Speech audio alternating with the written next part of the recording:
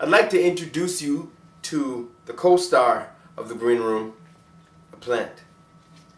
I have a lot of plants, or a couple plants, and they grow in this particular plant. I think I call Thing. It's a thing. And it grows, and I gotta put it in different pots and whatever. Not put things back into its spot. You wanna see why are there plants all over the place? I like plants. They purify the air and do whatever they do planting. Either way, a friend told me a couple years ago that plants can only grow as big as the pots they're placed in.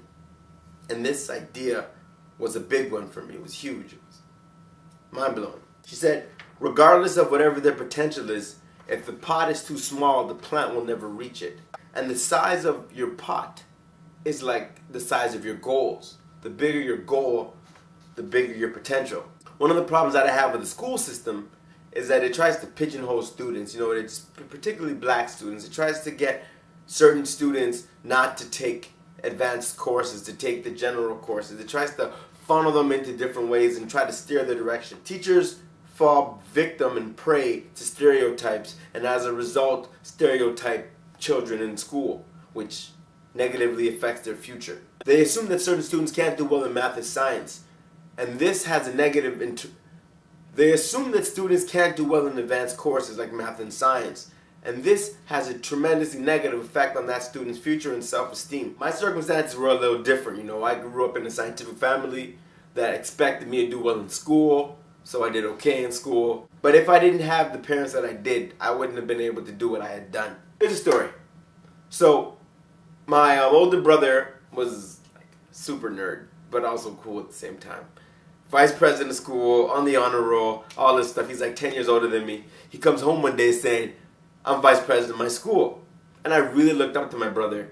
And I looked up to him so much that I wanted to be better than him. So I said, you're vice president of your school. When I go to your school, I'm going to be president. I'm 9 years old. I don't even know what president is. But I said it, and it stuck. So my family had this inside joke with me, or not really inside joke. They had this joke with me where they would always call me president. You know, Ruben's the president, da-da-da-da-da. So now it's time. I'm 17 now. I'm going to William Lyon Mackenzie. And I got elected president. And I feel nice. But in order to be president, you have to have a 70 average. And at the time, I wasn't really trying hard in school and doing well. And I was failing biology. And it got to the point where I needed to get like 96% on the biology final because it was 40% to raise my mark up to 70. And I was failing biology. And my teacher, Mr. Dixon, said I could not do it and it could not be done. But because I had the goal to be president, not because I wanted to do well in school, but because I had the goal to be president, and I had like 2 weeks to study. I looked at the Bible book and said, I have to learn everything in the book. And I just went through everything in the book, made my own notes, because I didn't go to class, recorded everything that I learned on a tape recorder, played the tape recorder when I was on the bus, when I was in the shower, when I was walking and recording and playing, recording and studying and writing. In 2 weeks, that was it. My whole life. And I got 98 on the exam. And I was able to be president and everything happened. But if I didn't have the goal to be president, I wouldn't have been able to do so well on the exam. So the goals we have, and in that time, my goal was to be president. That was going to be the reality. It was just a matter of how I was going to get that. The goals that we have dictate our reality. You know, I want to end with this quote right here. I wrote this.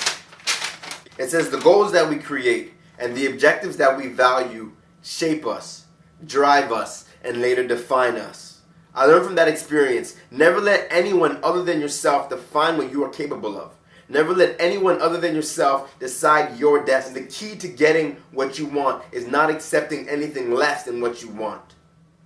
Thoughts create goals. Goals create actions. Actions create habits. Habits create destiny. More on this type of stuff in season 2. Ow!